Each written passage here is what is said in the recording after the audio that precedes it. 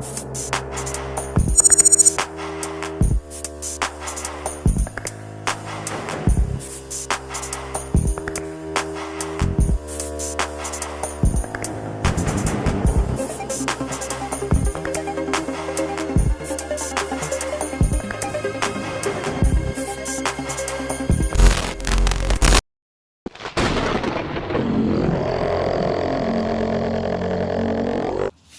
dude. Hey, you did it. We're back, bro. I remember last time we were talking about We called it what, the human experience? yeah, you called it that. You called it that, Yeah. the human experience. Yeah. Some good topics for Yeah, sure. it was pretty cool. It was pretty cool, but Yeah. I think we'll get to that in a bit. I just know you told me you just told me a few minutes ago that you started to get sponsored, right? Yeah. I'm finally sponsored. So like any athletic gear, supplements, shirts. They have belts. They have a lot of stuff. You know, I mean, you can just go on that website and get what you need. But it's Kraken Athletics. Yeah. So it's a startup? It's the company? Yeah, like it's are not they bad. new or are they established already? I think they established themselves on TikTok because they have like 47,000 followers on TikTok. Oh damn, that's pretty good, bro. And they're verified on TikTok and on Instagram. So I mean, That's fire. yeah. So how'd you get into that? Well, I mean, I've been posting consistently, and I know when you post consistently, you're getting more out there, and people are watching your videos. And I've had companies ask me to use their stuff. Like, I almost got sponsored when I was playing Call of Duty the first time by some control. It was like some specific controller company, but no, I mean, I know that the more you push out, the more people are gonna see it. Yeah. So I've been trying to stay really consistent, and I have. Like, I've been doing okay. I think I'm like posting like 4 times a week. That's 4 times better than I am. Yeah. So I mean, I push out what I can, trying to make the best content and be as creative as I could possibly be. But I mean, yeah, they reached out to me and set me up with an opportunity, and now I'm sponsored for. That's fire, bro. Yeah. That's good. I know you've been wanting to do that for a while. Don't you want to get sponsored for gaming too? Like. Yeah. So that was. What happened with your stream? Weren't you supposed to start well, streaming? yeah, no, we were playing a lot. Unfortunately, in the tournament that we wanted to place good in, it just felt like nobody showed up. It was the challengers, Call of Duty challengers, but yeah, nobody showed up really. Like, nobody was mentally there. Nobody was really on their shit. I mean, a couple squirrels are fighting out there. Yeah, nah, it didn't go as well as we hoped it did. And then after that, like, people started being spotty with their attendance, and so I stepped away for a bit. I'm taking classes, and I'm working 35 hours a week, so I'm trying to stay busy and shit. Haven't really been playing too many video games. Oh, okay. Yeah, that's good, bro. Yeah. Video games for sure are a waste of time. Yeah. But I do play them. Yeah. I know I'm not supposed to, but I know, like, every time I'm playing them, it's a fucking waste of time. Yeah. I felt that. Oh, yeah, it's so fucking horrible. Yeah, it does feel like that sometimes, I'm not gonna lie. So you're just gonna give it up? For right now, I'm focusing on moving out. That's my end goal this year. This year, I've kind of made a deal with myself that this is the last year I'm gonna be living with my mom, my stepdad. And I know it's a smart idea to stay with them. I know it's a smart idea to live with them for as long as possible, just because of how cheap it would be compared to living alone. Yeah. Like, to stack up money, but at the same time, like, we just don't mesh, Oh, I feel you. Yeah, we don't get along, so I'm like trying to get out on my own, We'll see how that goes.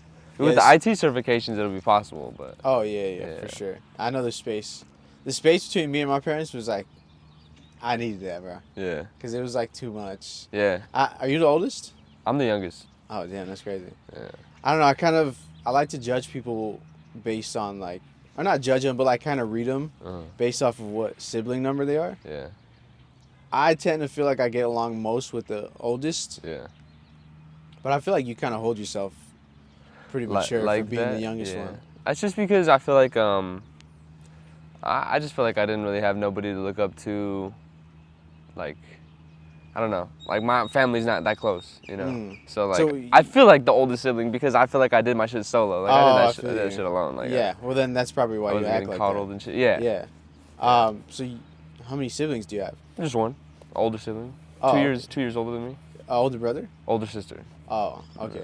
Well, that's different too. Yeah. Because you don't have like an older brother. Yeah, exactly. Like I didn't have an older brother too. Yeah. So it's like, I kind of, you just try to figure it out on your own. Yeah, you really do. If your dad.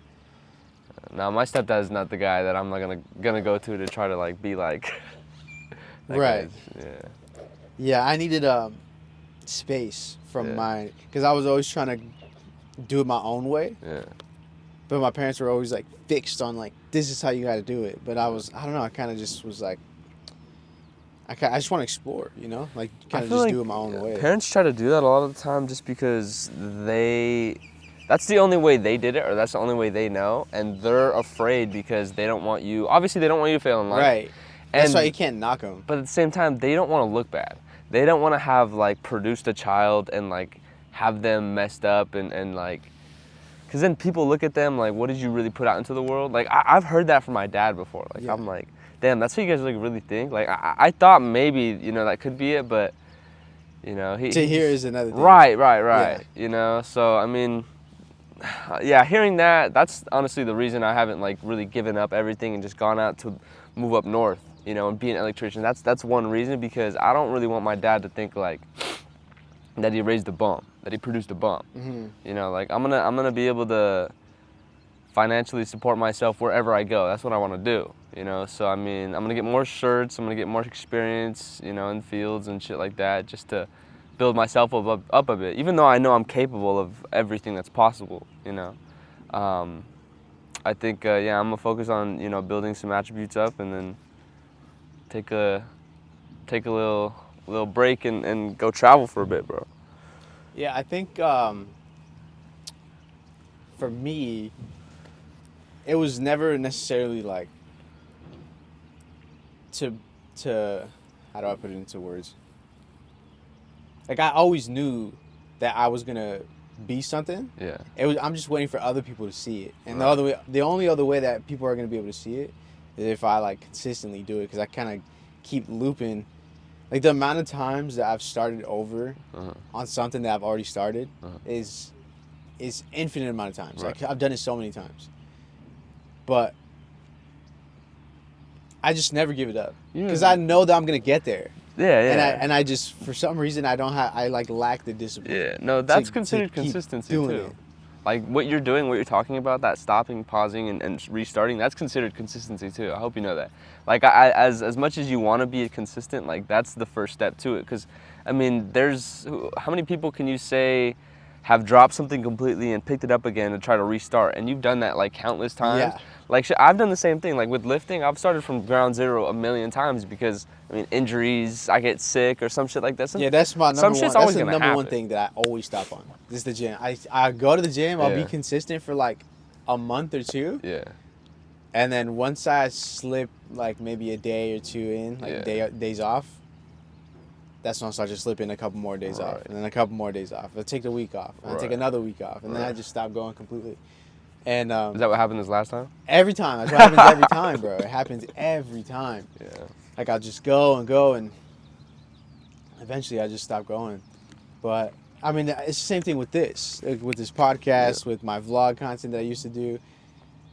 I always know what I want to do, and then I'll do it, and then eventually I'll stop for whatever reason, like some major obstacle, or even not even major, but a significant obstacle will get in the way, and then I'll do something about the obstacle to like make me feel like I'm doing something. Where in reality, I'm kind of just doing the most to prolong whatever it is I want to do. And I don't know why I do that, but it just happens. The point is, I'm bringing it back to the parents. Like I never had that fear of like, I'm kind of worried about what my parents think about. That was like gone a long time. That was gone when I stopped going to school. Because the only reason I was even going to school was because like, my parents are gonna, what are they gonna think about me and this and that. But after I realized like, okay, well, I'm going to school because I don't want my parents to be upset. If I go to school, I get a degree and then get a job in a career that I don't want, just to be stuck in a job that like Like, what am I doing this for? Like, where's the line? Like, I'm gonna be going to school to get a degree, to graduate and get a job that I don't want. Like, where's the line where I'm like, bro, like, I'm just doing this for them. I'm not even doing this for me. Right. When do I start doing things that I want to do? And yeah, no, I can definitely see that. I get that. I think, I mean, for me, I think my dad's just that type of person of like, he's always done so much for me. Like, I feel like I owe him something. I feel like I owe him something. absolutely, you absolutely. Because We all do. any parent Yeah. makes a lot of sacrifices. Any parent in the world is gonna go through troubles to keep their kid surviving and do the best for their kid, you Right. know. But the shit I've seen him do, like the shit that we've had to go through, you know, from like we've had to start from ground zero after he got divorced when I was like a young kid, you know, and I ended up losing touch with my step brother and my stepsister. Like after all that shit, we kind of had to start from ground zero, and he would starve himself. Like he would starve himself for days because he couldn't afford food for him, but he could afford food for us, and we'd always be eating. Like having to see him do that shit and having to hear, you know, what he's had to go through, and you know, seeing him break down in church when he would take us on the weekends, like that shit just it built you. up so much. It's like I owe him something. Yeah, yeah, you're indebted to them for life. Right. Yeah, that's why I'm doing this. Yeah. Because it's a stepping stone to the career that I want to be in. Like, obviously, I want to be a director. I've said it so many times. And in that industry, well, I would say in any industry, it's about who you know rather than what you know. So, if it's about who you know, then it's either a perfect ratio to how many people I know to how many people know me. Whereas if I just go solo, get used to talking to my camera by myself. Excuse me. Get used to talking on my camera by myself to my audience, or even doing a podcast and being consistent with it and just posting all the time, like clips, just so people can get to know me. Right. Then that ratio can exponentially change. And then it'll be like you, where people came to you to get sponsored, right, by that team with like 70,000 or how many followers? 40,000, 70,000? 47,000. Yeah, there you go. Yeah, they'll come to you, and then eventually you get to pick and choose who you want to. So now that you're sponsored by a 47,000 following page, a lot of people are going to get to know you. Right. And then you just keep posting whatever it is that you post, like your workout videos and maybe vlog. You're going to get to, you know, create your own team and create your own, like, portfolio of, like, this is the people that I worked with and this is what I do. So that's kind of what I want to do for my career. Whereas, like, okay, I did a podcast.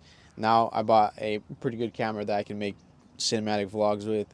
I want to travel. I bought a drone so I can even get good shots. You know, I have like these little things that, but then again, it goes back to the argument that I could even make. I spent all this time gathering the tools, but now that it's time to do the work, it's like, now I don't know what to do. You know what I mean? So it's like I was just procrastinating, feeling like I'm doing something, whereas in reality, I already had a camera too that I could have been doing stuff with in the first place. Right. So I don't know. I think just doing a podcast, just doing. You just got to do, bro. Yeah. And I think that's what I'm learning. The biggest thing is taking action. It really is. Like, I mean, there's people, you know, that talk about doing shit, and there's people that do shit. You know, like you just gotta decide which one you're gonna be. That's another thing that's actually a good point, bro. I think I've realized like I'm gonna stop telling people what I'm doing. Like I hate that I tell people, and then eventually I'll remember like a couple months later, like, man, I remember I said that to someone, and I ended up not doing it, or I barely started doing it. You know what they say? Like they say it's actually not even, it's psychological and it's scientific right now, but they say when you tell somebody something that you're going to do, you're like 70% likely to not do it. Like really? Yes. That's a thing? Yeah, that's a thing. You lose power when you give away what you're dreaming of, what your desire is. You lose that power when you say it. That's crazy. Yeah. Yeah, Sam Sulek talked definitely about crazy. it. I mean, what's that guy's name? I don't know. That guy with the really big chin that does like those podcasts. I don't know if you know what I'm talking about. Like he's like the big ass dude. Yeah, Bradley Martin. No. No? That fool got a big chin too, though, and he's pretty young. That's not what I'm talking about. The guy with the long hair, right? No. More of he's an intellectual for sure. Like he's not some fucking meathead. Oh. He's not Bradley Martin. Like that guy knows what he's talking about. Yeah, but he was saying like you just lose that power and keep that to yourself. You know, don't be going around telling everybody your dreams. Just do. You know, live your dream. Don't talk about it. Yeah, for sure. I'm starting to fucking realize that. I also like to be a mysterious ass person. I don't like to tell people what the fuck I'm Yeah. doing. No, I do the same thing. But I feel like when I have a good idea, Yeah. I like to say it to people. Yeah. But I don't really talk to that many people. I have a girl. Right. I got a couple homies like you, Mario, Brian, Yeah. Benji, my brother. Like I got a couple. Like that's it. Everybody else is gone. Right. But even when I say it to this small group of people, Still loses I end up it loses that Yeah. like by a major percentage. I think. No, I know. Yeah, I've been doing this year. I've been doing really good at that. That's good, bro. Yeah, Yeah, because I feel like I haven't heard from you. Well, actually, I was working those 2 jobs for a while. Yeah, you guys are busy. So, I hadn't talked to anybody. A lot of people hadn't seen me for a while. Yeah. Like, I hadn't seen my family this whole year until the Super Bowl, which is like in Damn. February. Yeah. Yeah, because on busy. Saturdays pretty much didn't exist. Yeah. I would just sleep all day. And then Sunday was my only day off is when I would, like, do my errands. Right. And then, that was it. I was supposed to be recording podcasts on those days, but honestly, I was just so tired, bro. Yeah. I didn't give a fuck about anything. No, I just yeah. want to get the gear first. I get that. Fuck. Yeah, it's been So, I remember last time we ended off the episode on dreams, or I know we wanted to discuss dreams. Like, do you explain to me like what do your dreams look like? So, I mean, my dreams obviously, as a kid, I had very vivid dreams. And recently, I think a lot more recently now, I've been having a lot more vivid dreams. But there was a while in my life where I think I totally like didn't have any type of dreams. There was a good amount of years. And I think it was like a low, you know? I feel like you have more dreams when you're at a higher frequency. Really? You know? I feel like dreams don't really exist when you're down there, you know? Because when I was like a little depressed and shit, like I don't remember having any type of dreams. My memory's just shot. Like it's just like, you don't really... Maybe it's because you're not getting good sleep. I think it's that part of your brain. It could be that, honestly, it could be that, but it's just like a part of your brain that kind of like, just has almost like a chemical reaction when you're feeling like that, you know? But recently I've been having a lot more vivid dreams. I did want to bring up something. Some shit happened, like, not that long ago. So I'm dating a girl right now. And she slept over like a couple weeks ago. And in the morning, like it was like early in the morning, we would be like waking up and going back to bed just because, you know, both of us are like tossing and turning like in that morning stage. But every time we do that, well, for me, like I was having like 10 to 15 vivid dreams at like one time. It was crazy. Like I've never had that happen to me. The dreams were so quick, but like they felt like I was like, there's no way I wasn't there. There's no way I wasn't there. Like each one was like that. And I kept like falling asleep, waking up, falling asleep, waking up, and it would repeat. And when like we both woke up, I told her, I was like, you know, I was having the weirdest shit happen to me. She was like, dead ass, I was just doing like the same thing. Like it was like the same thing going on for me, was going on for her. And I was thinking about it, I'm like, bro, like I wonder why that was happening. Because I've never experienced that. I've never experienced like so you weren't having the same dreams, you were just having the same kind of dreams. Right, it was that same like, I was so vivid, it was so realistic, and it was so quick, and like everything was just flying by, but everything was so like, you remember every part. It's so strange. Yeah, that's me like every day. Yeah? Yeah, bro. Every day, it's very vivid. Do you remember the last like really vivid dream you had? Yeah, bro. I'm gonna tell you the last extremely vivid dream that I had, bro. I'm telling you, I stood up in my bed, and I was in shock. Yeah. I didn't know what to think. Like I literally sat there for like 5 minutes, and I just had no words. Bro, listen to this. So have you ever had a lucid dream? Yeah. Do you lucid dream very often? Very often, I'd say. Or often at all? Not too often. Me neither. I believe being able to lucid dream is like an ability. When you go higher in consciousness, you become... Consciousness is just awareness. It's all it is. The more you're conscious of something, is the more you're aware of it. So, I believe the more conscious you are and the higher in consciousness you are on the chart, when you go to sleep, you're still aware. And I think truly like enlightened people, like fucking Buddhists and just like whatever you would consider like truly enlightened people, when they go to sleep and they dream, they know exactly what's going on. Right.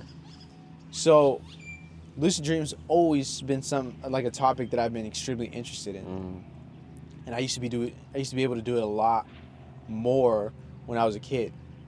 And I wouldn't do it on purpose. Something not logical would happen that would make me stop and be like, holy fuck, I'm dreaming. And then pretty soon after that, I'd wake up because I'd get too excited. So I want to say about a month ago, I went to sleep with the intention that I want to have a lucid dream today.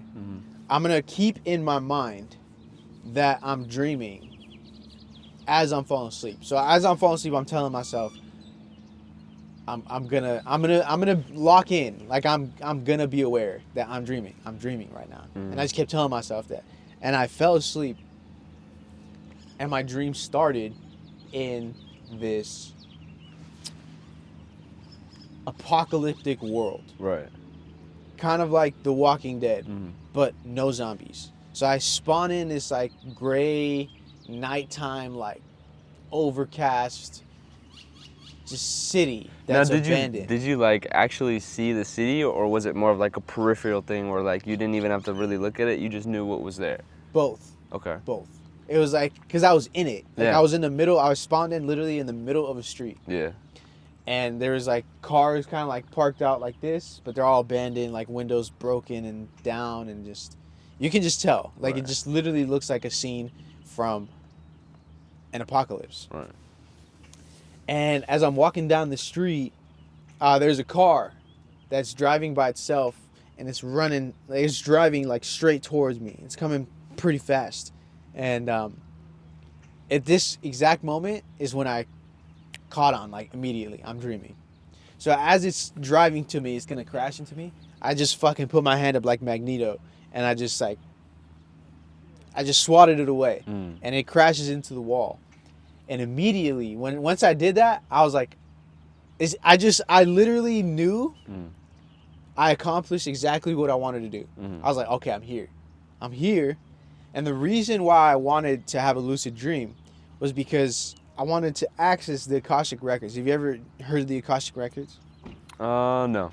So the Akashic Records is like this library, this database that enlightened people have access to. And they say that every human has access to this, and it's pretty much the book of life. It'll tell you everything that's ever happened in your life, that's going to happen, all the possibilities. It answers any question you have. Like it's essentially you're talking to God. But the only way you can get there is through deep meditation or deep sleep with intention, like in a lucid dream, and you go there, and you're literally able to read every single detail about your life, because they say that the unconscious is all knowing, right? Like your unconscious is essentially God. So if that unconscious is there, kind of like the last episode where we talked about, that your body already knows how to heal itself, right? It's in the unconscious. So if the unconscious is all knowing, if you can get there to the library of all knowledge, you'll be able to know everything. So I've always wanted to go there, and it's like this thing. It's called the Akashic Records. You should look it up. It's fascinating. I went into this dream as soon as I did that card thing with like Magneto. I was like, I want to go. I want to know. I want to know, like, why, because they say bad habits are like passed down from generation to generation, generational curses and stuff.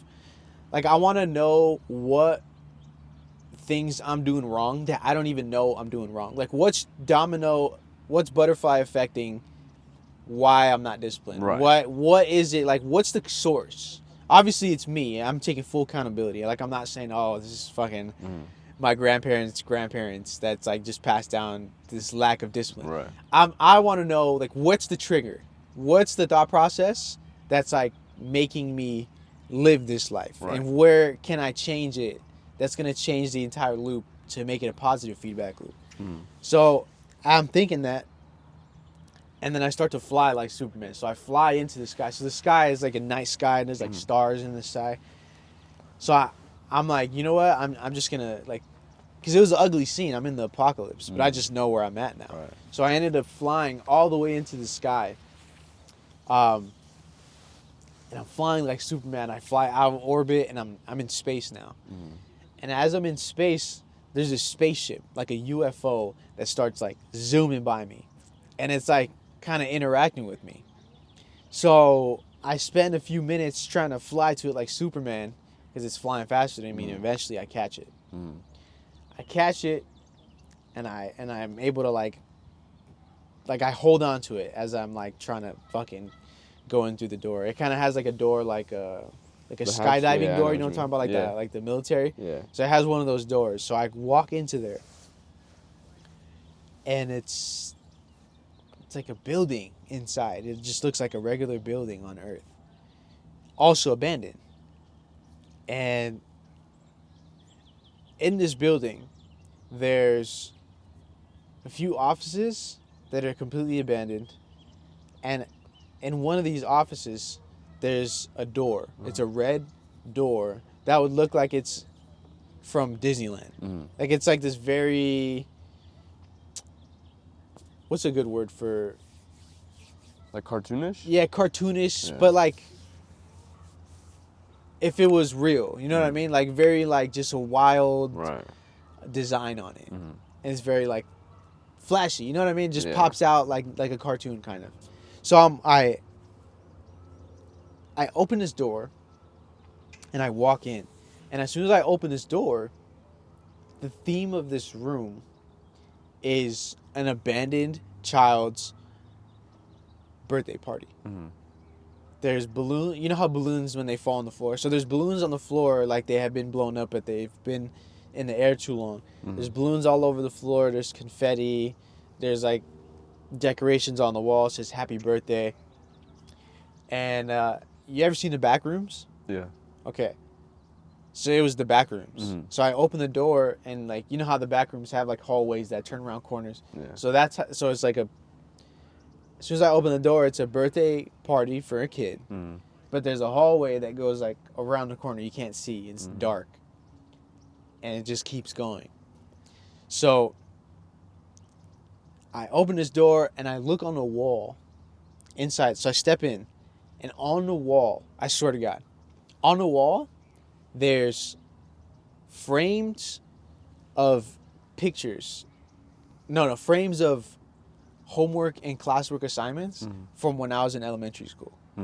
So I'm looking on the wall, and I'm like looking at this frame, and it's like a specific classwork assignment that I did maybe in 3rd grade. And you know what was crazy is that I recognize these papers, and I take a step over, and there's another frame, and it's my handwriting. I recognize my own handwriting. And then I realize like this is like a collection of like my childhood. Right. And I'm looking around, and there's like toys from my childhood that are just on the floor, and a whole wall. It's like a collage of just classwork, homework assignments written on the wall. And at this point, I started to get creeped the fuck out, and I was like, I really wanted to go into the back rooms because I felt like it was just calling to me, but I was really scared because I knew I was dreaming. I knew I was in the back rooms, and I knew this is my homework assignments. Like, something from my childhood is here in this room, but I'm too scared to like do that because this is the first time I've ever like done something like this with intention, navigating my dream like this. And I hear a little girl's voice laughing outside from the entrance. So I start to run. I said, fuck that. Close the door, and I run back out. And there's this like little girl just hopping around the entrance of the plane. And she's like, hey, where are you going? Like, you can't go. Like, come back. And I said, fuck that, bro. Like, fuck that. Like, my dream's been dead, empty this entire time. And now there's this little girl. I've never seen her before. And she's here in the back rooms just having a grand old time. Fuck that. So I run past her as she's like skipping along the entrance, and I just jump out like I'm skydiving back to the earth. And as I jump out, and I do like a 360 or 180, and I like look back as I'm falling. And then there's this like guy who's like right behind this girl, like this older guy. He's like, "Hey, where are you going?" And he's holding out like this contract. And he said, "You have to sign this." And then I was like, by that I was already falling. And I fall back to earth. I'm skydiving back to earth. And I land in my room, like in my room today, right now. It's pitch black in there. I look around, and then I wake up. And it was so weird, because I felt like I had like transport, like my soul came back. Right. And as soon as it like landed in my room, I remember I looked at the restroom door that was open. Yeah. Which is always closed. But today in specific, I left it open. So when I woke up and I sat up on my bed, the restroom door was open. And it looked exactly the same as I just did right now. Right. So everything was convincing me that I came back and I looked around. And after I had finished astral projecting, I just took a look around for a sec. And I went back into my body. That's the hands down craziest dream I ever had in my life.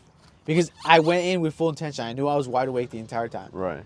I went to go somewhere where I was going to learn something about myself that I didn't know. And I went there. And then I came back to my body. Did some of it, well, when you like got out of that apocalyptic dream and you went inside that building, did all of that feel at all like nostalgic? Did it feel like nostalgic to you at all? Yes. Like, but did it feel felt like you had been abandoned. there before almost? No, but you know what's crazy? Some dreams, I can talk about dreams forever, bro. It's like I have a completely different mindset when I'm in dreams. I'll have dreams that I've been there 5-10 times. Yeah. So sometimes I'll be in a place and a dream. Does it Different give a events feeling, are happening. Does it give a feeling of nostalgia or does it give a feeling of like familiarity? Familiarity, not nostalgia. All right. Interesting. I'll have dreams where, oh, I've been here before. Yeah. And it's just a dream I have. And then when I wake up and I replay the dream, I've never been there. But in my dream, I've been there many times. Right. And it's I don't know, it's like, there's so many things pointing to the fact that there is genuinely somewhere we go. Like, I genuinely believe that. I don't think it's just in your head. Fuck that. Like, it's too real for me. Yeah. Like, I feel things. Like, when I'm swimming, I feel the water. Yeah. It feels like this. It just feels like I'm awake. I can feel the wind. I can hear the birds. Yeah. I can use my phone. I'm alive when I'm there. Right. And I talk to people about my dreams sometimes, and they're always like, "No, I don't really remember." Or like this was happening and it was like kind of weird. Nah, bro. Like mine's like, sure, crazy things happen. Yeah. But I can recall from where the dream started, where it cuts to like, like a new scene. Right. Where it ended. Right. And what I was thinking and feeling at those times. I'm the same way. I have dreams like that. Like the time I was telling you about earlier with those like a bunch of just vivid dreams going in and out of them. Everything was so like, I remember everything.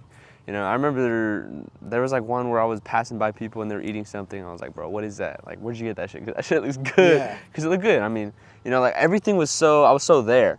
But now that you mention it, there was one time like I did wake up and tell her this because I was sleeping and I remember being so immersed in this dream. And then all of a sudden, I say to myself like out loud in the dream, I'm like, let me check on her. And I literally wake up, pop up, look at her, and lay back down, and I fall asleep, and I'm like still dreaming. Like I just instantly go back to that dream. Really? But I remember removing myself from the dream because it felt like I knew. Like I was like, I know. Like I'm just gonna pop up and see if she's okay. So I just told myself, let me check on her. And then I checked on her, went back to bed, and it was just like I had never woken up. Like it was so weird. What? It was so weird. I've never heard that before. Yeah, but I don't know. That was the first time that's ever happened. I've never experienced that before. Yeah, but that was interesting for sure. I think it's crazy how you can have full control in those like moments. It's your completely different frequency, bro. I don't think I've ever like attempted to like really try to lucid dream. Just because when I lucid dream, like I've had lucid dreams where for some reason I'm not in control, and I think it's because most of the lucid dreams that I've had, I wasn't at a state of knowing. I wasn't at a state of knowing that that's what it was. I was more unaware of what was going on and more afraid than anything. Yeah. And you know, that fear creates. Absolutely. Anything in your head will create. Anything Yep. you put in your head will create. And it takes a certain level of individual, a certain level of frequency or consciousness to really calm yourself down and know that you're in control. You're all knowing. Right. You just become, because I had this theory. Sometimes I have lucid dreams, and they all have different power levels. And depending on how immersed I am in the dream will determine how much power I have. So sometimes I'll be in a dream, lucid, but let's say I'm getting chased by this fucking insane creature, like the scariest creature you've ever seen. And even though I'm lucid and I know I can fly away to just get away from this guy, the fear that I'm about to get caught, it hinders my power. So I'm not able to fly. Right. So I'll get stuck in like, fuck. And the more anxiety you have in that, the absolute less power you have. Yeah. Whereas if you just flip that switch on and you just become 'Cause God. I feel like we're in control of that. I feel like that You switch are. is something that's in your reach, and it's something that, I mean, I It's think just you a have to reach pause. it. You have to reach it in consciousness in like the world before you can reach it in something like that. You know, and a lot of people don't have that ability. A lot of Absolutely people not. haven't snapped that switch, you know, and realized what we really are. You know, that level of consciousness. You know, every time you say, "Oh, I'm anxious," or "I'm depressed," it's not you that's saying that. It's what you're observing. So if you're observing it, how can you be it? If you're observing that you're depressed, if you're observing that you're anxious, Right. if you can consciously see that, how is that you experiencing it? You can never never really thought about it experience that that. Yeah. Yeah, that's a bar. Yeah. But yeah, bro, that's the theory that I have. Like, That's honestly. it's insane. It's yeah. insane. I can talk about dreams for fucking ever. Yeah, Like, no, me you know too. what's actually got me into dreams is that fucking movie Shark Boy and Lava Girl. Really? Yeah, Dude, I fucking loved that movie as a kid. That's what I legit think that was my favorite movie as a kid. Yeah. Because he That was would a great he movie. would have this dream journal, Right. and every morning he'd Yeah. just wake up and he'd just write it down immediately. And I always had the idea to do that. Mm. I really feel like I could make a book out of that if I just did that. Yeah. But I just There's something It's you not- mentioned. what? You said you were talking about the level of consciousness when it comes to dreams and like that being almost like determination of whether you can enter different states. I think the level of consciousness and the level of frequencies are two different things. Really? And for me, from my personal experience, I think the frequencies that you're in your current state determine whether or not you enter dreams more than the level of consciousness. I think the level of consciousness determines more of the control that you have. I think it determines more of I can see that. what you feel. But at the same time, I think the level of frequency determines how many times you enter that state, how many times you can go to that place. Because there are certain parts in your mind, you know, as an adult, you talk to these adults nowadays and like, oh, I don't dream. Like that's because you've lost that level of consciousness, because you're so into something, you're so in a box that you've completely separated yourself from what you really are. You're now identifying with this body. You know, you've become essentially almost like soulless, essentially. You know, and I think that happens over time if you really don't pay attention to yourself, if you really don't pay attention to what you're thinking. But yeah, I mean, that's from my observation, it's frequency that determines that. You know what's one statistic that I can't actually fucking believe?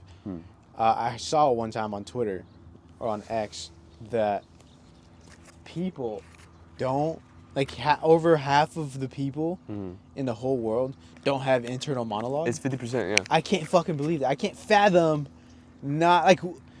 Like, do they What do lose it? Do they lose it and then think like they never had it, or like is it at a young age? Do you like you're not born with it? I don't know. I refuse to believe it's even true. Like I genuinely can't understand how. Like, what are you, like a fucking dog? Right. Like you just like. Are you just sitting there mindlessly? Right. Like when you're in a shower. You don't have any shower thoughts. You don't have any shower thoughts. None, none whatsoever. Yeah, it's so strange, isn't it? I can't process. I don't understand. Like how you can have I don't believe it. I don't believe it. There's a voice in my head. I feel like there's always too much going on in my Yeah, head me to too. like really understand that shit. So like I don't know how people can just sit in silence like that. I also, must be so fucking peaceful. Yeah. I saw a clip of somebody talking one time about you shouldn't listen. I think you actually might have said this, that don't listen to the first voice. Listen to the second. So don't mind your first reaction. Right. Mind your second. Right. Because your initial reaction to things might be like if I just said the first thing that I thought about all the time, you'd fucking hate me. Right. Because it's like, who the fuck is this guy? Who the Right. fuck does this guy think he is? Like, something will happen, like, fuck that guy. You know, and it's just an initial, it's a reaction. Right. Whereas the second thought, It's like a correction. it's like it's a reevaluation of, okay, chill, bro. Right. Like, you shouldn't think that way, or right. What do you actually want to put out? exactly. You know, because what you put out is always going to come back. It's always going to meet you. Right. So if that's like the rule, Right. where's the internal monologue in that for people who say they don't have that? I don't understand. I think that's why they live such chaotic lives. I think that's why, because everything they're putting out is so like front-faced, like nothing really is too deep behind it. I think that's why they live the lives that they live, because they don't live intentionally. You know, they don't live with the intention of, I don't know, understanding. Yeah, know? just any intention. Because you're not even at that point. You're not even attempting to understand what you're thinking, what You're you're just saying. here. Right? You're just like you're just like a saying fucking shit. child. You're just doing shit. Yeah, like for no, just cause. Like, let's go to the club, just cause. Exactly. Let's. Like, it's just you're always reacting to shit, Right. and you live your life like that. I can't fathom living a fucking life like that. It's like a trap. I agree. Hold on, I wrote some shit down.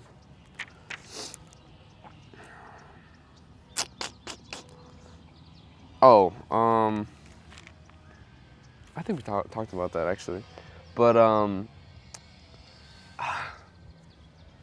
no, we really already talked about that. That belief in dreams of like, this is real, like the control that you give it at a young age, like. Oh yeah. That type of shit. Like, I feel like, when do you get out of that? When do you switch that level? You know, because I mean, you had a lot of dreams as a kid, right? Yeah. So when did you hit that level of like being in more control?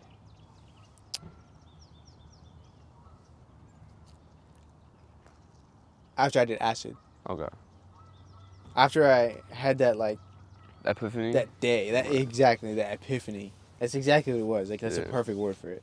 After I kind of just felt like I think we actually discussed. I've made this point before. I just felt like a completely different person. Right. Like I'd watch movies with like an understanding, like, oh shit, like there's a fucking story to this. So I'm not just before that, watching did you this. have any internal monologue? I did. You did. You did. Was it as loud? Yes. It was as loud. But it wasn't. It was very sheep-minded. Just, I'm not sitting here like now. I'm sitting here thinking like, look at the chemtrail that guy's making in the sky, like, and then you see that chemtrail, and then you look at the rest of the sky. Like I wasn't observing anything. I would observe it, but like I'm hearing, but I'm not listening. I'm seeing, but I'm not watching. I'm alive, but I'm not living. Right. That's what it was. So I wasn't truly like.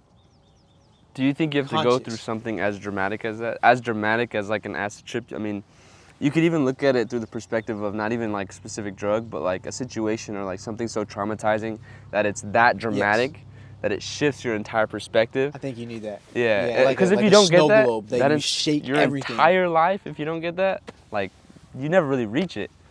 You know, you Yeah, never it's really very reach that unfortunate. control. Yeah, no, it really is. Have you ever heard of the theory of, like, have you ever heard of the apple in a box theory? I think so. We may or may not have discussed this. I've heard about it. We've never discussed it, but I have watched a video on it. The apple in a box theory discusses that you take an apple and you put it in a box and you limit the universe to this box. So the entire universe, you put it in this box. Nothing outside of the box exists. So you take the box, and the apple inside of it will eventually rot and become mold and mushrooms and spores, and then probably become... Eventually, because there are finite atoms in the box, there is a finite number of combinations that these atoms can arrange themselves in. Right.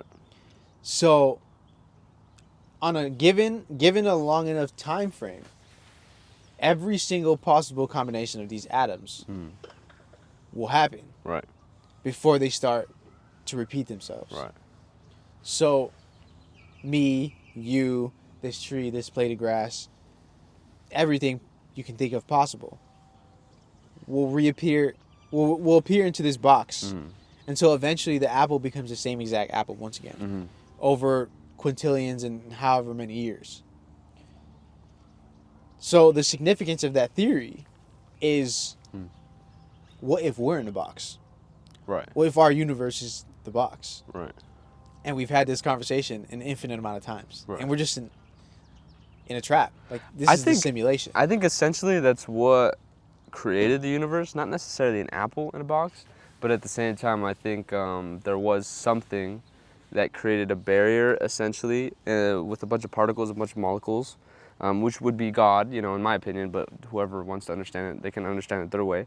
But I think essentially compressing that and having it, you know, exist in a finite space, and then all of a sudden when it explodes, when it expands, you know, because it reaches a point of like, almost like combustion. When it expands, you allow it to be infinite. Like a balloon. Right. Like then it breaks up into a million different molecules, a million different pieces. Like things go that way, things go this way. And at the same time, each of those molecules carry a sense of, possibility, essentially, that's infinite possibility, you know?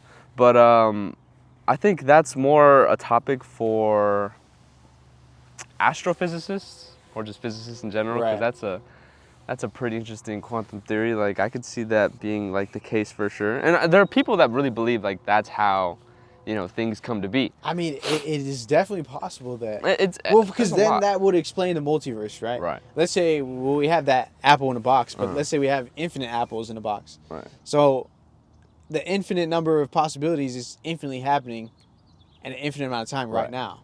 So they're all happening at the same time. And then eventually, like let's say we'll be on a different timeline than the apple right next to us, and the universe right next to us. Right. And then we'll just reverse. And then, you know, you scatter that principle with everything. Right. And it's kind of like all these different apples are just on different loops, like kind of like different channels.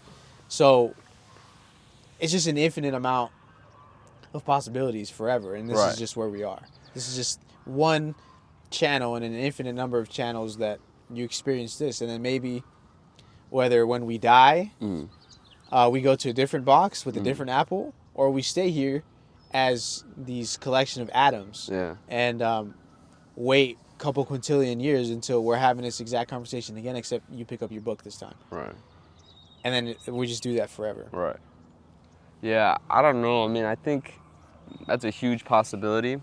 I think multiple realities exist, but I don't think they exist on necessarily the same dimension of time that we're on. You know, a creating God, a God with no creator, has to exist on two different dimensions. No, not two different dimensions, but two different time dimensions. So that means he has the power to expand, compress, control time, essentially. Right. Like somebody who has never been somebody who's created a computer, and then also somebody using it. Right. You know what I mean? So, but did you know that we actually have the capacity to see, this brings us to the topic that I want to talk about with the, did you watch the Beyond the Cosmos lecture with Hugh Ross? Oh, I didn't get to it. Essentially what he is he's a group of, he's a part of a group of apologists, that's what they're called. Right. So I looked into the apologists. They're astrophysicists, quantum physicists, whatever it might be. They're physicists. They're essentially scientists that think that science itself, quantum physics, every law, every theorem comes together and proves the existence of God. Right. Which it makes perfect sense. Right. And there's atheists, there's scientists, there's whatever it might be, and they come together in these conferences and they have debates, and the things that they say, some of the most profound theorems and ideas and theories, and it's all beautiful, you know, it really is, but at the same time, it just seems like you always come down to the conclusion of a God with no creator, which, by the way, only exists in the Bible out of all of the religions, a God with no creator, with no beginning. can never be detected. We can never prove its actual existence. We can really only prove the act of creation. You know, it constantly being created. Right. That's all that we can. And so, I mean, that's always the conclusion they reach, but at the same time, they bring up a lot of interesting points. I think something he was talking about is, you know, we have a telescope right now. He says that we have the ability to look out and see the beginning of the universe. Actually, you know what? The universe, when it is, let me see, there was a big number, hold on. It was 1/100th billionth of a trillionth old, like a second of a second. We have the ability to see the universe like as Holy soon as shit. it starts like that. Okay, that's where we're at right now. Right. With the telescope that we have right now. With the telescope that we have right now, we can see the beginning of the universe. Because, you know, it takes time for light to travel. And we have the ability to see that deep into the universe of being able to see that happen, to see that essentially like come together. No, it was just interesting how he was using that fact to kind of prove that the existence of somebody sentient, somebody doing something, you know, like that was a point of interest, a point of action. Right. And they can see it in the theorems. They can see it. They use the fact that matter exists and the basic quantum general theories. All of it, literally, if you put it together in like math equations, it proves the existence of a creator. Like actually, Yeah. Like it's just absolutely insane. No, but it was funny because this weekend my parents were gonna go to one of their conferences and they didn't invite me till like a couple days ago. Unfortunately, I can't go, but so I started watching a lot more of their videos. Oh, their conferences. Yeah, the Oh, apologists. damn, that's crazy. Yeah, I was gonna go to see one this weekend, but I can't. Fucking can't. Damn, that's tough, bro. Yeah, no, they have other points here. Let me see. That's crazy how I can't even understand. I can't at all understand how it's even possible for us to see the beginning. Right. Just because, yeah, light travels, but obviously it's just the fastest thing in the speed of light, and those billions and billions of years ago that it's traveled have billions of years on us. We've only been alive as humans, what, a couple thousand years? So how can we create something within 100 years ago? Not even that, maybe even 50, and send it somewhere far enough to be able to look back or forward to where it all started. I can't like comprehend that. Yeah, I can't even. Yeah, I mean, even if somebody were to try to explain it to me, I wouldn't. Just that logic itself, I'd be like, no fucking way. I don't even believe you. Oh, it's gonna get a whole lot crazier. I mean, Yeah. with that whole that video that I sent you of what Microsoft made, a new state of matter, that it's a topological conductor. Essentially, I don't know if you remember that video I sent you, but I do remember. I forgot what it was called. yeah, it's a topological conductor. It's not a gas. It's not a solid. It's not a liquid. It's a topological, and they've created it to where it's actually now a computer chip. And this computer chip is going to allow us to generate the calculations, and everything is just going to be a million times, like literally like a million times more accurate. So that means the possibilities of quantum theory, of quantum mechanics, have become a little bit more just in our reach of understanding. Because right now, you know what quantum mechanics are? They're a bunch of shit with equations with no real answer. It's no real, like, you don't understand it. After you know it, after you can really study it your entire life and wrap your head around it, you come to the understanding that we don't understand it. Yeah, because quantum is energy. It's light. But isn't quantum mechanics like the study of the small, right? Like infinitely small? Because it's the study of everything. It's the study of energy. It's the study of light. It's the study of frequency. It's the study of everything. Right, because if this universe is infinitely big and we're a cell on the earth, and then you expand the earth to be as tiny as that as it is to the earth, and I mean to the sun, but the sun's also infinitely tiny to a star way bigger than that. Right, so like our universe, our perspective is here. Right. But and then I'm not even talking about like an ant's perspective, because we're still very close. They're like what, a couple thousand times smaller than us, which is not that much. I'm talking about like millions of times smaller than like atoms and like mitochondria, like cells, right? Like cells, on they have a cellular level. Right, on a cellular level, they have no idea that they're even in the body, or maybe they do, but Seems like they do. They know their jobs. Yeah, and but shit. like let's say something even smaller like viruses, and they don't get to see this. They Right. don't see the sun. They don't see like trees and animals. What they see is like other cells, and then their existence is completely different than ours. Right. So quantum mechanics, my understanding is like the time difference would be, it'd just be completely different because that's why in Endgame, Ant-Man, when he's that small, he experiences much different time jump than when he comes back. He's around the same age, I think, supposedly, and he didn't get snapped away. So he comes back, and I think for him, he was only stuck there like 2 weeks. Right. Whereas the entire Infinity War and Endgame like period was like happening, which was like a few years, I think. Right. That's my understanding of quantum mechanics, I think. That's a part of it. I mean, there's a lot that's a part of it. You know, there's a lot that exists, but yeah, the understanding of time. Time is even in, you know, because how do we explain time? Is time linear? Is time a point? Is time, you know, what is time? What is that? That's a squirrel. That's a squirrel? That's a squirrel making that noise. Throw a rock at it.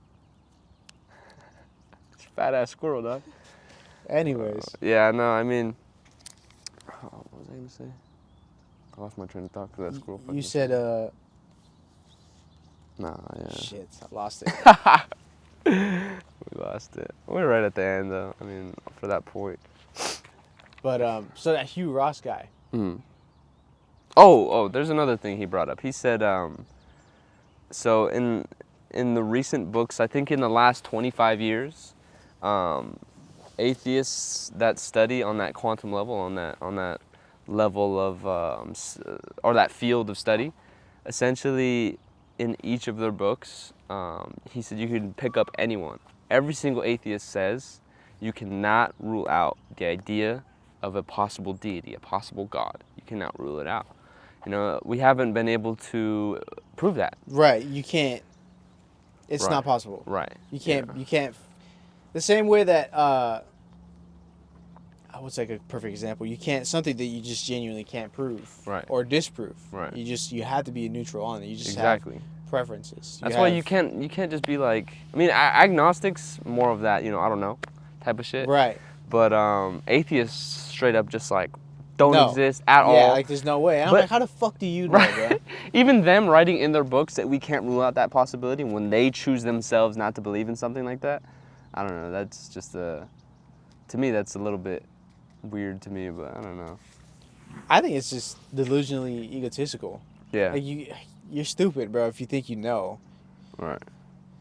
Like you're so fucking smart, bro. You think you know everything. There's no way. There's no way you know. So you can't definitively say like there's none, and you can't tell other people like, nah, you're stupid for believing in a religion. There's none. You know, scientists for a while they were trying to prove that the existence of no God through the existence of eternity.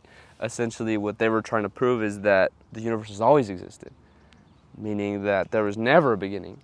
Meaning that there was never a point in time where it wasn't, where somebody actually created it, and that attempt, they weren't able to do it.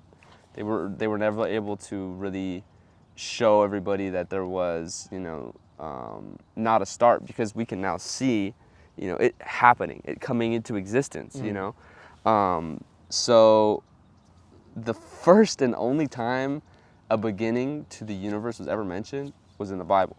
So that's another reason why the apologists use one of these facts to kind of prove the existence of that higher creation. Right. Of more of, yeah, I mean, I don't know. There was a lot of shit that he was saying though. There are debates and everything, like they just go like really into detail about this shit. I don't know. Well, I have another question Yeah. about that, because I don't remember if we talked about this last episode, but I can't understand how God can be all powerful and all good at the same time. Because God is either all powerful and in control of everything at all the time, right? At all times. Or he is all good, in which case he's not all powerful. I think he's all knowing. I think that's what the term that they usually use, because I don't think I've ever heard him be used as all good. I don't think I've ever read anything in the Bible that said he was all good. I think it read that he was all knowing. That he knows your struggle, that he knows your sorrow, that he knows. You know, I don't think it's necessarily saying that he doesn't have control over it. And if he does, that choice of control, I think, comes down to that ability to give free will, you know, because that's what he gave us. He gave us free will. He gave you and I the decision, you know, and he wanted to give us that. So in order to give free will, you really got to give away control. You know, he's all-knowing. He sees you. Right, I can see that. The argument kind of makes sense. But I mean, to my understanding, I kind of feel like Christianity pushes that he's all good as well. That's why a lot of people trash him when bad things happen. People, like, what's his name? Cain. I think it was Cain, right? Who like killed his brother. Where his brother was Abraham. Who was his brother? I don't know. I can't remember but I could be butchering the name, but I think it is Cain who killed his brother because his brother was getting all the blessings while Cain wasn't getting anything. So I think to spite God, he killed his brother. Right. And even things like that, like where murder and poverty and suffering and hunger and disease, yes, as a result of free will, but negative things he's in control of. Like he's essentially in control of everything because he knows everything. So because if God is everything, then he has to be like, I don't understand if God is everything, how he's not the devil as well. Like I don't understand that. If he's the God created the devil. You know, the devil is one of God's creations. The devil was an angel. You know, so I mean, but yeah, I get what you mean. If he's everything, how come he doesn't do this? How come he doesn't do that? That's the question that everybody brings up. It's always like, well, if God exists, why does he allow bad things to happen?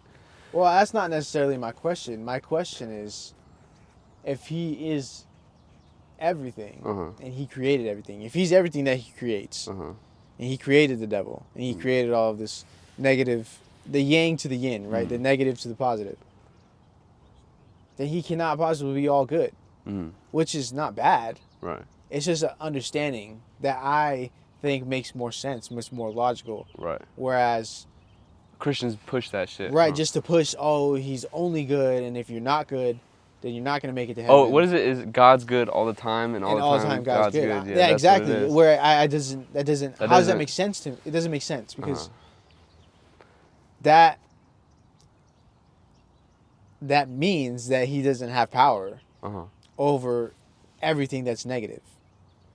He does. Logically. He does. He chooses not to kind of enforce himself, I think. You know, he even used his son back in the day, I guess, when Jesus was alive. He used his son to do that shit. He used his son to show the world that that's possible and that he has control. So do not be afraid, you know. Don't walk in fear, you know. I will walk with you.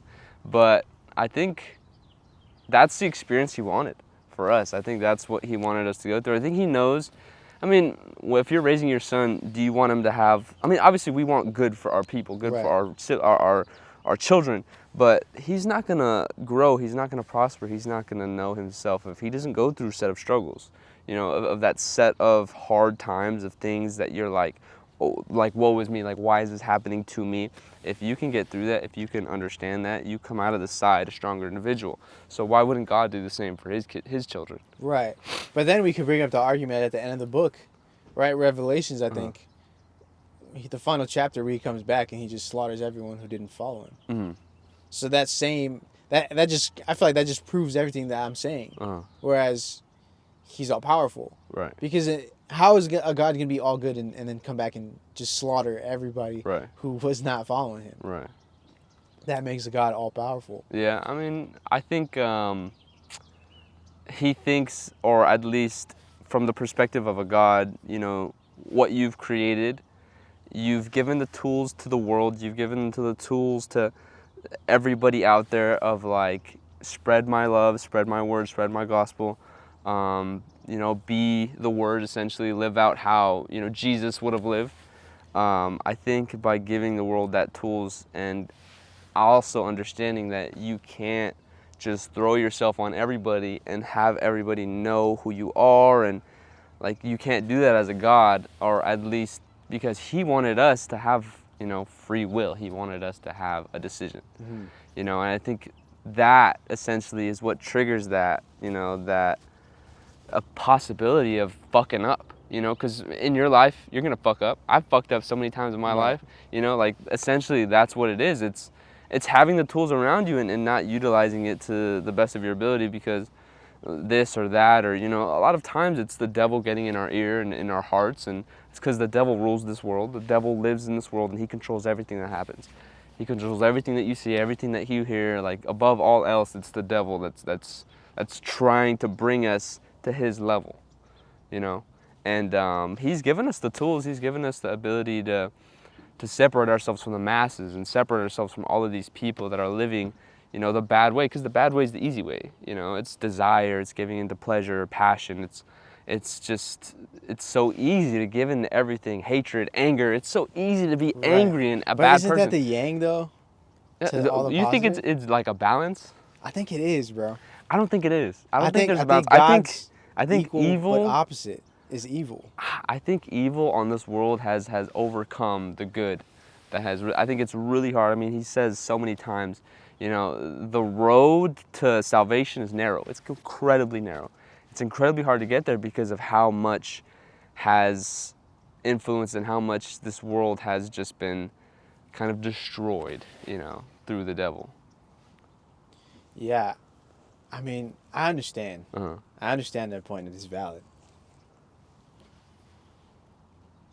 But I mean, fuck, I don't know, bro. I kind of feel like there is a lot of good. There is. It's probably more bad than good now. Right. But I mean, maybe there always has been more bad than good. But I just can't understand how something could be out of balance. Like on a big enough scale. Because look, like right now we're in harmony right now. Right? There's nothing bad. Like you hear the birds chirping. At the same time, somewhere on the other side of the planet, there's people in the trenches right now fighting for Ukraine and Russia.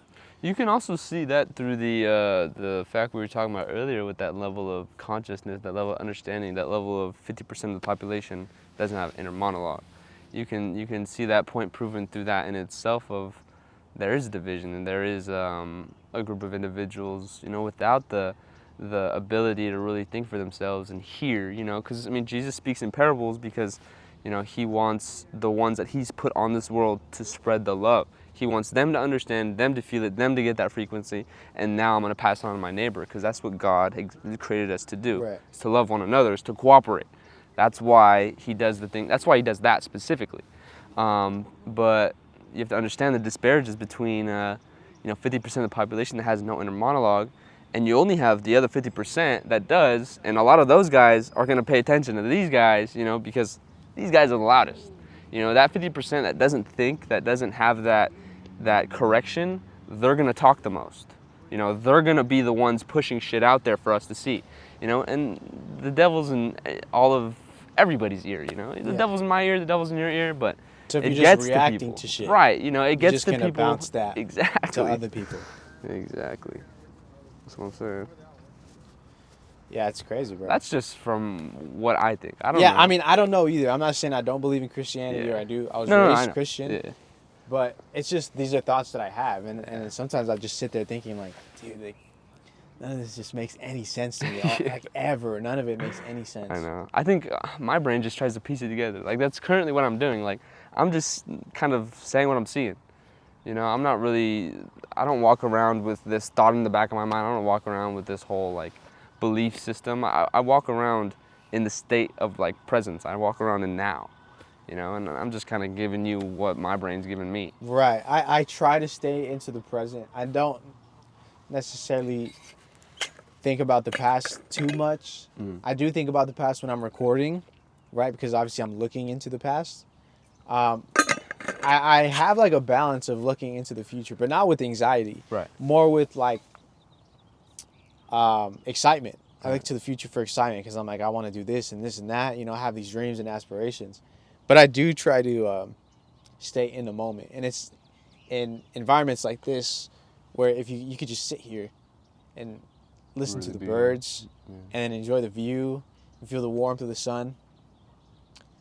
And it's in moments like this when I'm just by myself with nobody really like to keep me distracted from whatever thoughts I'm having, that I'll think about conversations like these where it's like, how can someone look at this? Not even necessarily someone. How can I have looked at all of this up till I was like 20, 21 and not thought like, where's God? Because it just, it's too much.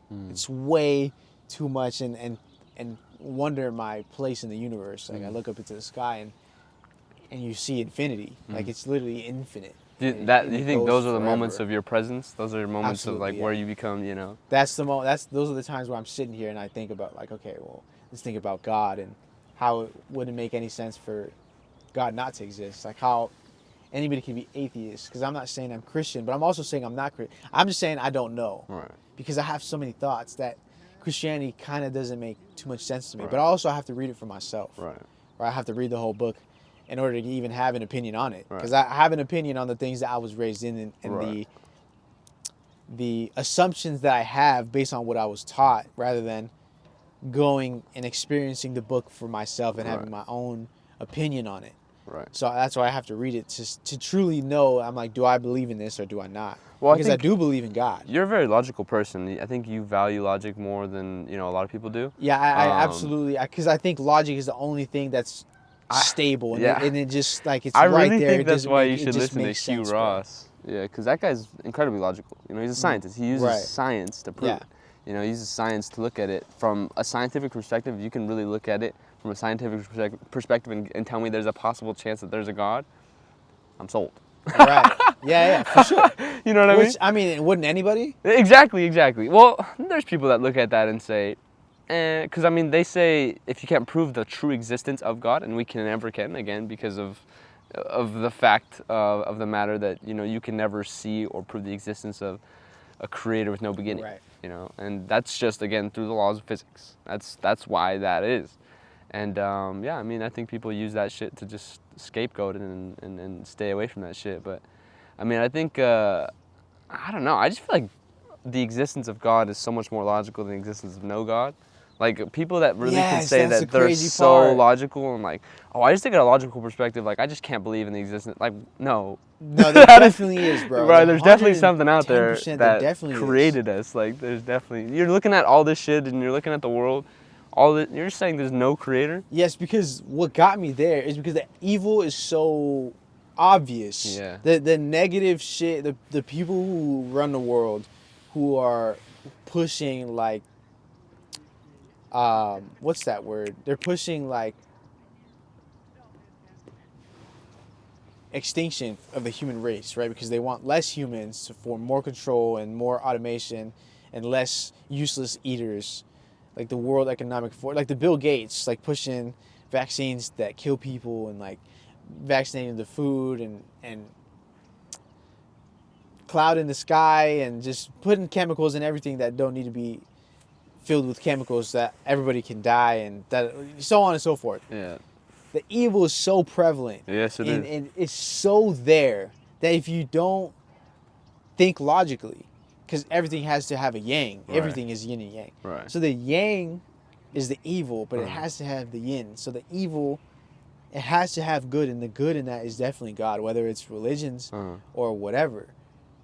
It's something that is most definitely beautiful because look at around us, bro. Look around us, and there's something where it speaks to you, and it's silent, and that's the thing. It's fucking so quiet that you have to stop and look at it. And you have to stop and actually pay attention. Like, wait, right?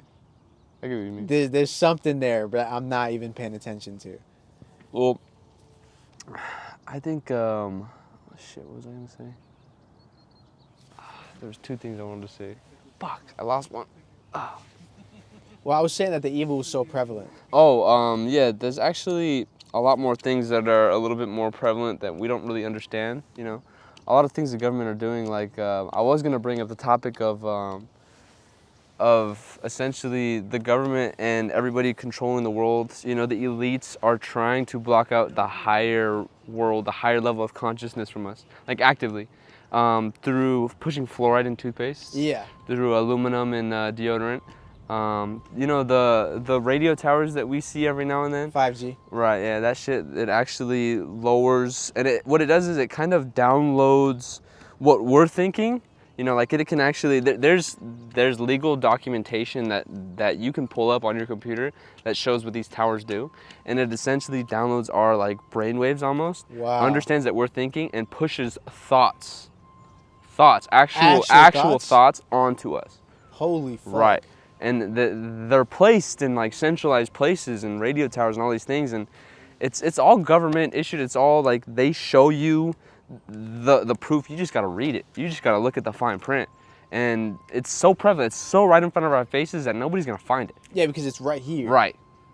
That You know? you're looking outward, Exactly. you know? So you really gotta look for it, and there's a lot of things that they're doing that are just constantly lowering our level of consciousness here, because they need to be in control.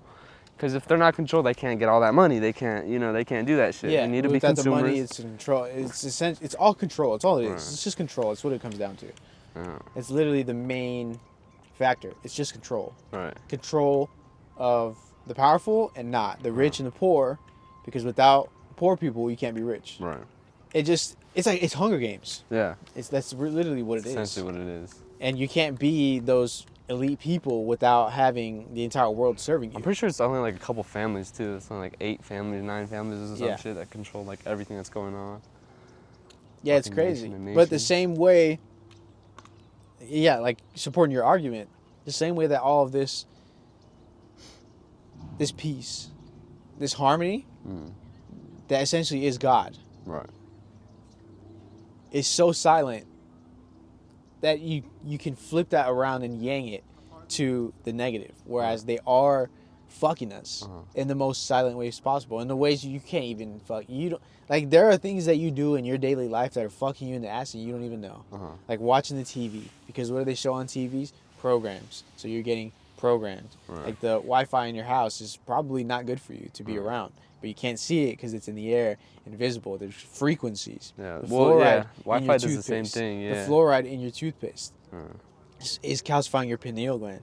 You jump in the shower, drinking the water from the shower, and it's chlorine that's pouring all over your body, and different chemicals that whatever, you don't know what the fuck they're putting in the Right. in And the you're water. absorbing it through your Yeah, skin. exactly, because your constantly. skin's your biggest organ. Right. The chemtrails in the sky, right? Like people Yeah. think that these are normal clouds, but they don't look like fucking clouds to me. And the more you think about it, it's just like a mist. And I've seen videos on Twitter of people scraping shit off their car, and the dust, they'll put a magnet up to it, and it's magnified, or it's magnetized. Right. So it's like We're these breathing that shit. We're breathing that shit in. And there's just so many things that are just so normal to us. We don't Even question. even the propaganda, like you open the radio, you turn on the TV, you watch the movies, the demasculation of men, the feminism that's pushed in like every mainstream outlet, like the LGBT stuff being pushed on the children, like this is generational mind fucks, right? Even if we don't believe in it, our children are still going to be subjugated to these things, and then their children's children. So our children are going to be a little bit more accustomed to this being in their face. Like the LGBT stuff didn't happen until like Obama came in office. So we went, when did he come in? 2008? Yeah. 2010? Something around like 2008, 2010. Around that time, by then we already established. We're like 8 to 10 years old. Right. Already used to a certain frequency and way that society's structured. So once we have our kids, and the LGBT, I lost my train of thought there. So once the LGBT stuff was introduced with Obama, it was a radical change from like, what the fuck? Like, this is not what we're used to. So like, it's not going to flow as easily. Whereas kids who are born now, that's been pushed on. Yeah, injected into like culture. Now I look at little kids, younger kids than me, like even my little cousins still in my family. They're a lot more open and accepting of those. Because it's normal to them. Exactly. And Those it wasn't ideologies normal for are much more normal. Yeah. So imagine how normal, how used to they are to that, and then when they have their kids, it's going to be even stronger and stronger until eventually, 3 or 4 generations down the line, there's going to be a new psyop. There's going to be a new thing that's like, oh, this is going to be so good for you. And Well, that's kind of assuming that the snowball effect is in effect, essentially. I think the snowball effect comes into effect a lot in our lives. I think it does, a lot of stuff does add up, because I mean, biggest snowball effect is your life. Each and everything that you do counts, from the smallest thing to the biggest thing. But at the same time, I think the ability to break out of this system, the ability to break out of the social structure, I think that is essentially the individuals that at least I'm going to focus on raising. I think I'm going to raise, a son or a daughter that's kind of understanding that and more comfortable around that fact of understand that what you're looking at is everybody trying to tell you, hey, this is how you live. And in reality, there's a whole other spectrum. There's a whole other world behind what everyone tells you.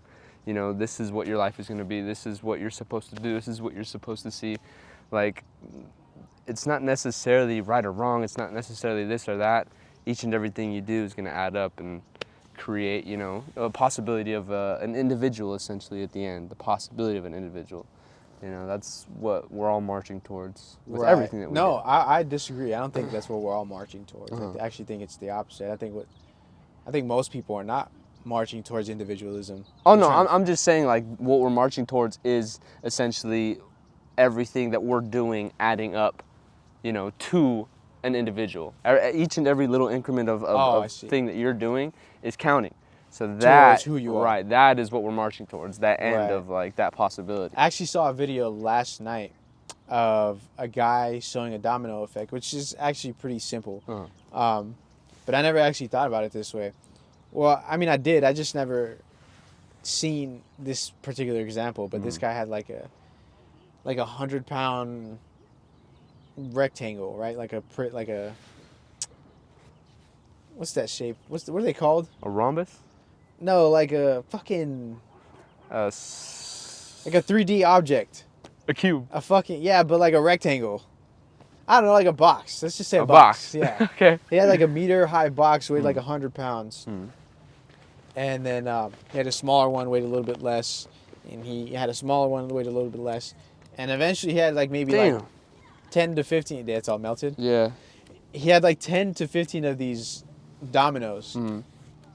So eventually the smallest one was maybe like the size of a Tic Tac. And he lays it. It's so small he has to grab it with tweezers. And he lays it in front and he's explaining how the smallest things that we do add up. And it doesn't matter how small you start.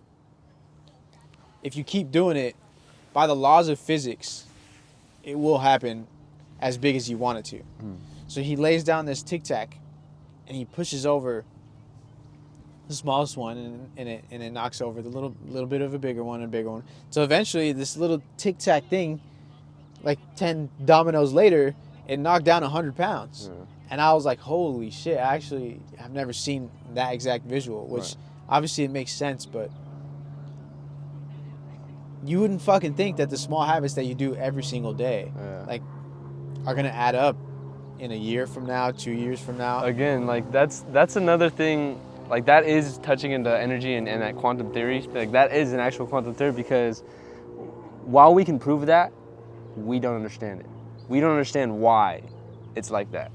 We just understand it's like that. Right, like how that 100-pound like can't exactly stop the entire thing because it weighs more. Exactly. Yeah. Like, that's essentially what it is. I mean, everything that you're doing, and that's it coming into fruition right there. And we can, if we had a timeline of each of our lives, I'm sure we could set up, some type of visual like that. If we had ability to see the time in that dimension, but I mean, we're not omnipotent. We're not God. We can't do that. Yeah. Unfortunately. I mean, I think it just goes back to the first topic, that I just stay looping, bro. Yeah. So I'll place that smallest domino, and I'll tip it over, and I'll go a couple steps, and then I'll stop. Yeah. Because it gets too hard or I get tired of it.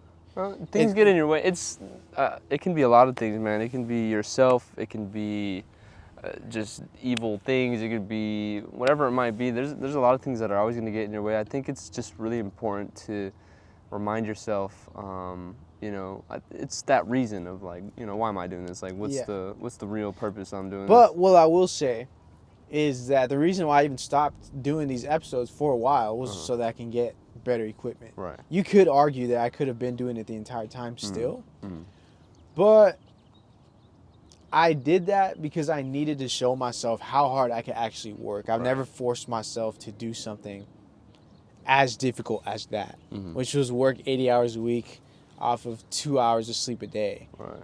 Just to get what I wanted. And that itself was a small domino effect because I pushed it over, one day of 16-hour work day, another day, and another day. Right. Eventually I got a new camera, a new drone, and I was able to pay off the computer that I used to even edit all of this stuff. Right. So I wanted to show myself, like, no matter how tired I was, no matter how bad I didn't want to go to work that day, I still showed up and I fucking did it.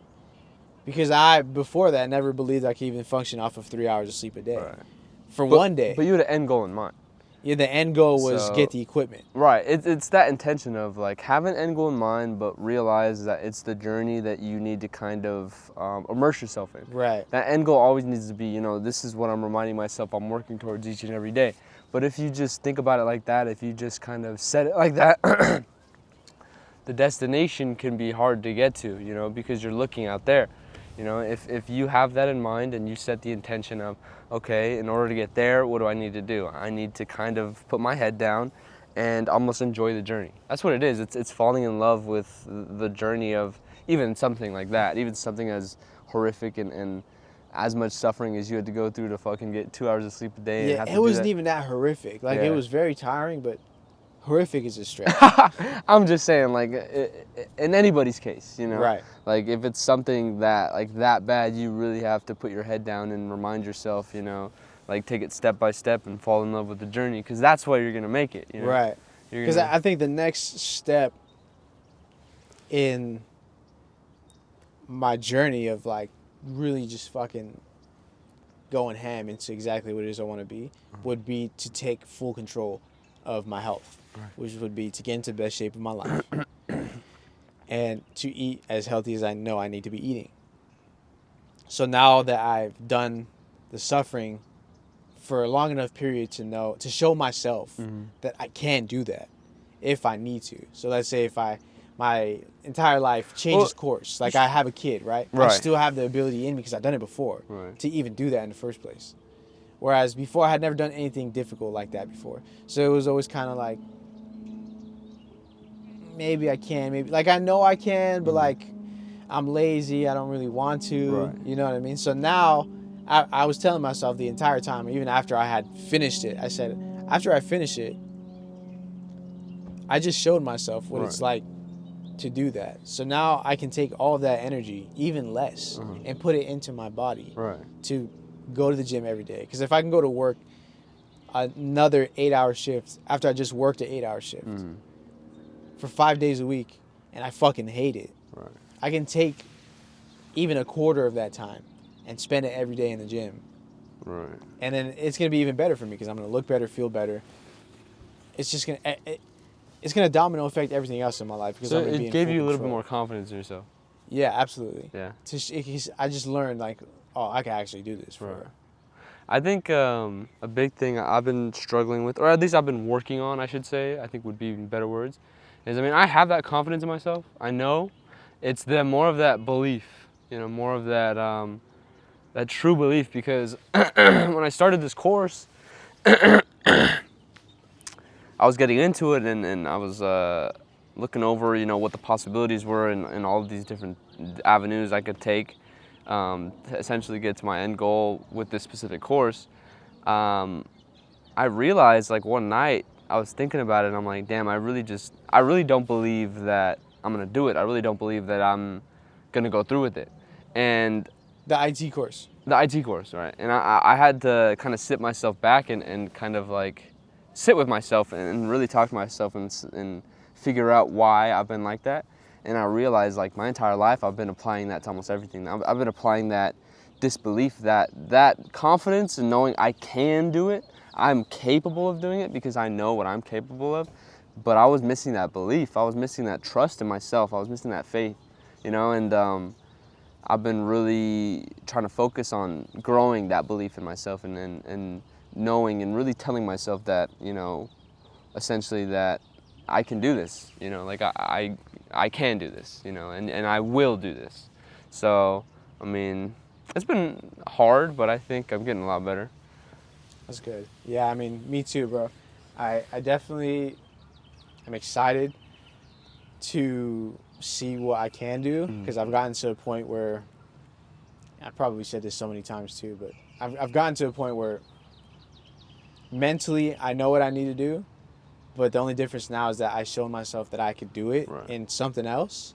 So now I have to circle back and do it for the things that I need to do. Now my mindset needs to be go to work, go to gym, make a video, and that's it. Right. Whether it be a vlog, whether it be a rant where I'm just talking to the camera by myself, or making a podcast. Right. Those are the only three things, because if I actually want to get my career started, well, you also gotta gotta change the way that you think about it. You gotta look at it from a different perspective. You can't really look at it like I gotta go to work, I gotta go to the gym, I gotta do this to get here. Well, you have to look at it as like even these small little words will change your thinking. But if you remind yourself to think about it in the aspect of I get to go to work, I get to go to the gym, I get. For me, I used to tell myself I get to suffer today. I get to go through that. Yeah, I have that the was what you said privilege. last time, the Yeah, privilege to suffer. yeah. I get that privilege to suffer today and to grow. So I'm gonna be in it. I'm gonna stay in it because each and everything that makes you suffer, each and everything that you go through, thank God, something is trying to teach you something. It's trying to teach you something in every step you take. It's trying to tell you something. Everything out of your control is trying to teach you to let go. right? Every day is an opportunity to learn. Right. Even if you don't learn shit, Exactly. it's because you're not thinking about the things that you need to be thinking about. You're not paying attention to your thought processes, your negative experience. Feedback loops, your experiences. You don't realize you've been looping. Okay, you've been at a job for 35 years and not going anywhere. Right. May or may not be a flex, but you don't ever stop and ask yourself why. Right. Okay, sure, you're providing for your family. Yeah. But people will be like so depressed and stay there. Like you're literally trying to tell yourself, get out of this. Like your body, everything about you is like, oh, I'm depressed. Like you're trying to get yourself out of it and you don't even know. Like I think, there's those people too, but there are those who are not even necessarily depressed in that. They're comfortable in the fact that they're providing for their family. And they're happy that they're a man able to do that, which is you are a man for doing that. But if you're not constantly evolving, because work's not everything. Work's your 8 hours, okay? But if you come home and you do the same shit every day, you eat the same things, maybe you don't have the best eating habits, or maybe you aren't constantly learning something new or trying to upgrade your life, that's where that 35 years goes to waste, because you have opportunity to learn and to grow in those moments, like we just said. Every single day, even if you do the same thing, you have opportunity to learn. I think there is an individual that can be sitting on their deathbed and look around at all the people around them and say, like, I had a good life. I'm content with what I did, just by, working a 9 to 5, providing for my family. There are people that can live a happy life like that. And unfortunately, it's the ones that are in that life and are depressed. It's the ones that are in that life and have such like negative thoughts and just can't find out why they're not comfortable. Those are the people that just don't understand that's not who your body, who your consciousness is trying to be. You're trying to get out of that. Right.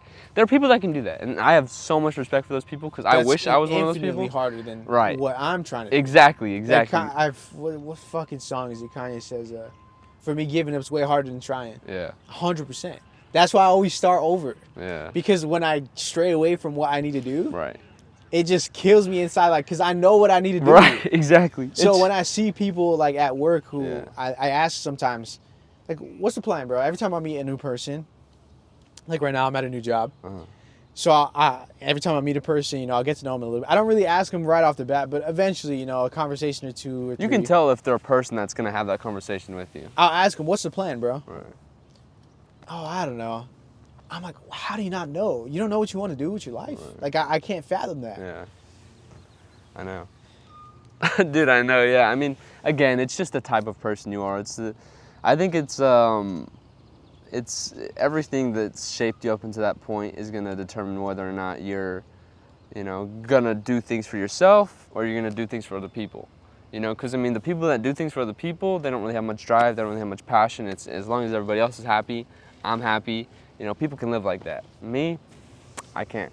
I've never really been a people pleaser. I've always had to make sacrifices, for people around me. Yeah, but I mean, it was just because I was a kid. I was forced to. I was always the one sleeping on the floor at the hotel. I was always the one, outside chopping wood while everyone's inside. I was always the one that was put in a position of uncomfortability because I'm the man. That's what I'm supposed to be. So now I know, okay, I'm the man. I'm supposed to be able to take care of myself before anybody else, because that's how you really do it. That's good. So I mean, that's the journey that I'm on. Yeah. That's what I'm working towards, is being able to hold myself up more than anything, and everybody else is just gonna kind of put their hand on my shoulder, and I'm gonna take us somewhere. I'm gonna be able to do something, and I believe that I am. Like, fortunately and unfortunately, I was never put in those positions to where I was forced to be absolutely uncomfortable. Only sometimes, very rarely, was I ever truly uncomfortable as a kid.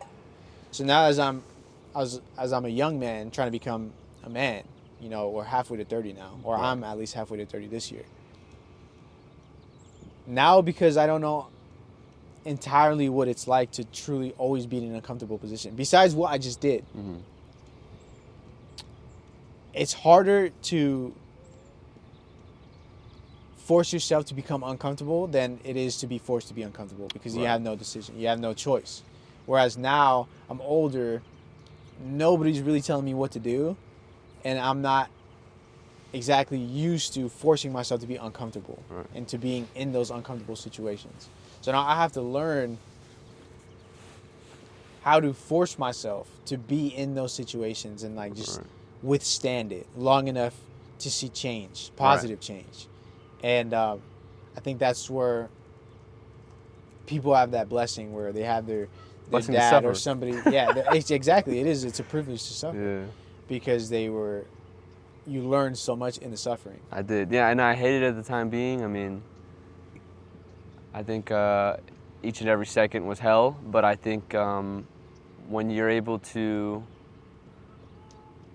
kind of sit with yourself at the end of the day and say, damn, I did that shit. Damn, there was one time I had to wake up at I think it was like 2 or 3 a.m. in the middle of buttfuck nowhere. We hopped on a little tin boat going upriver.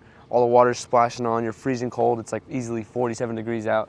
To hop out on this little sandy side of this valley that we're in, pulling out this big ass net that's slung across the river with 2 other people, and we're just catching salmon. And I had to do that shit because that's when you do it. That's when the men wake up and do that shit. How old were you when you did that? I think I was maybe 11, 12. Fuck, yeah, and that's the age where they start making you do shit like that. Yeah. So I was like, got to get up and do my shit. And I was sitting in my bed at the end of the day like, damn, I was a man today. You know what I mean? It was good, though. It gives you that payoff, but at the same time, it's like, fuck. It's hell, That's bro. hell. It's suffering. I was suffering in that boat, freezing cold, water splashing in my face. That's what makes a story, bro. Fuck. That's what makes a story. Because if nobody wants to hear that shit if you were nice and warm and snuggly. Right. Like what? Right? If you went on a fucking yacht do? to that spot. Felt like a fucking Viking going up that way. Yeah, you felt like a fucking, a man, bro.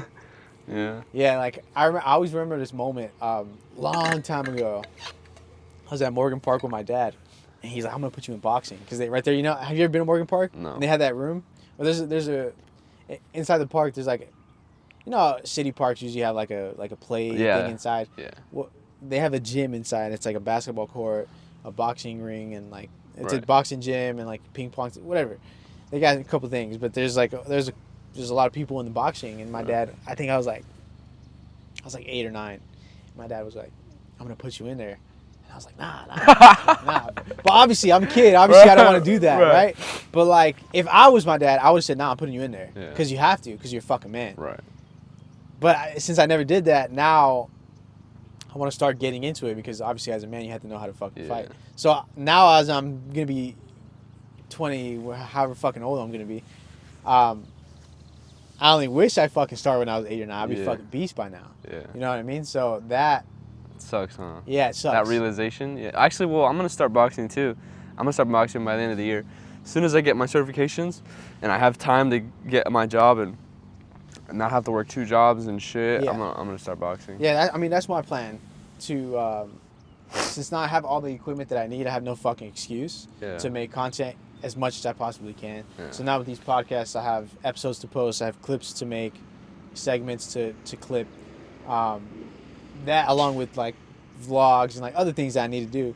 I have so much that I need to produce, and I need to produce it all the time. And now that I have more time, since I'm part-time at my job, I'm going to use it to build an audience to, obviously I have people to sell to now, whether it be like merchandise or whatever it is I choose to sell. So that's how I'm going to make my money, so that I have even more free time, and then it's going to just domino effect from there. Right. But that's what I'm trying to do. So it's good.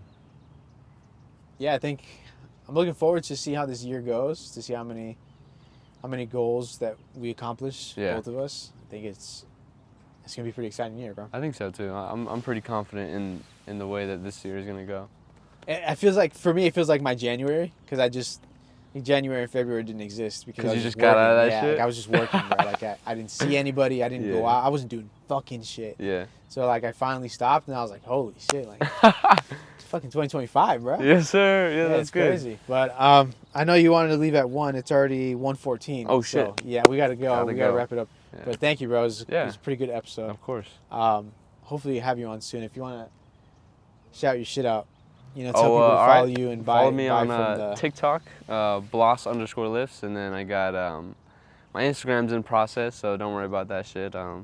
But yeah, I mean, if you guys looking for clothes, supplements, some lifting gear, honestly, their belts are sick. Kraken Athletics, and I mean, use code BLAS, you get 10% off.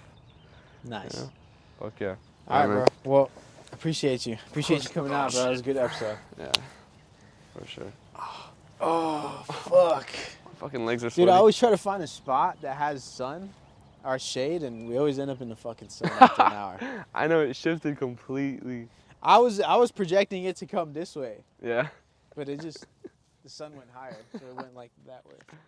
Fuck, I gotta take a piss, bro.